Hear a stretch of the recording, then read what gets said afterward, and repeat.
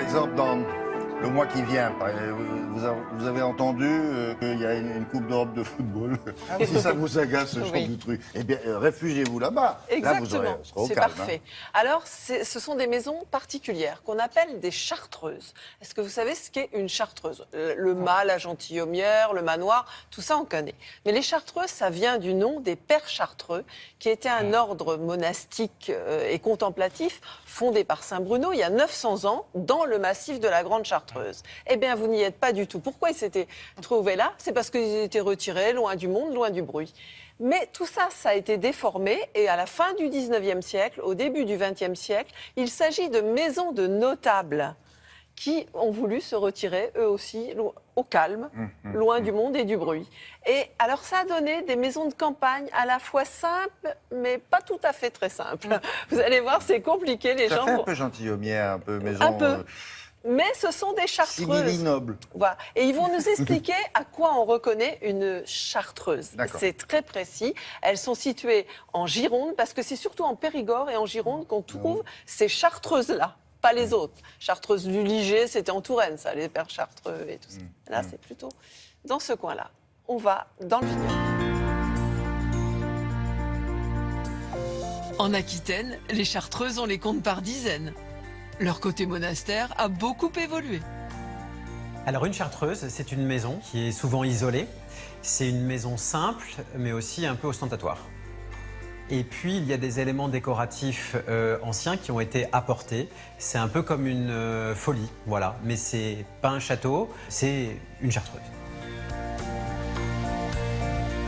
Vous avez des éléments décoratifs en pierre et vous avez une terrasse ancienne en pierre, bien sûr. Devant, c'est très bourgeois. Et en revanche, à l'arrière, c'est une façade qui est en crépi, toute simple. Bref, un peu pompeux à l'avant, très campagnard à l'arrière. Et pour la déco, on fait comment? Nous avons fait le choix de développer nos chambres dans les communs. On a gardé tous les éléments d'origine et on les a mis au goût du jour. On a utilisé des peintures dans les tons neutres et ce pour respecter l'ambiance générale de la maison. On recevait dans les chartreuses et ici typiquement cette maison elle a été construite par un négociant en vin bordelais et c'était sa garçonnière. On a redessiné le jardin et on a essayé de respecter ce côté réception tant à l'intérieur qu'à l'extérieur.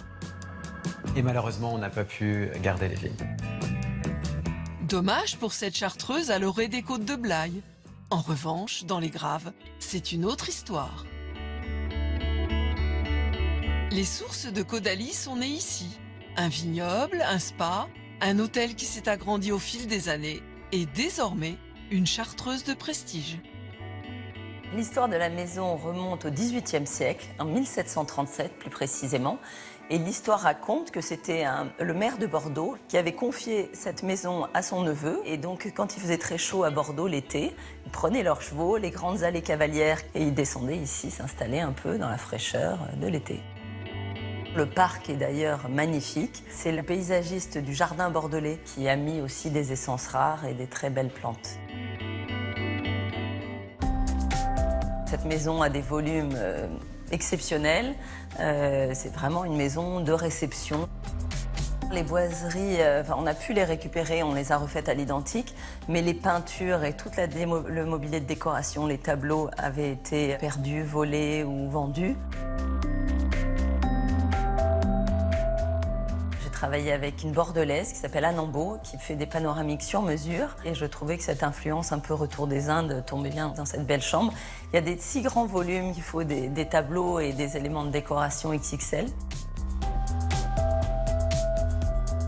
Papillon Vol, c'est un peu un cabinet de curiosité moderne. Il y a bien sûr des papillons partout. Honneur à la Dordogne avec Lascaux & Co. J'ai trouvé des sortes de joues de bœuf aussi qui sont sur la cheminée, qui reprennent les couleurs du papier peint.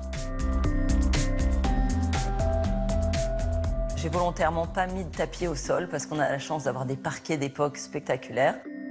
La chartreuse du Thil se prête vraiment à des séjours de repos, de calme. Ici, on met la vie sur pause. C'est magnifique, ça. C'est superbe. Chaque chambre a un thème ou une idée. Voilà, Ouais. exactement. Alors les Chartreuses, en fait, elles célèbrent toujours l'art de vivre, loin du monde et du bruit. Elles respectent l'esprit des pères chartreux, mais côté art de vivre, c'est pas monacal. Hein. Parfait. Et Marie-Do préfère le vélo, comme vous l'avez constaté, puisqu'elle anticipe le Tour de France. C'est vrai, hein. À tout à l'heure.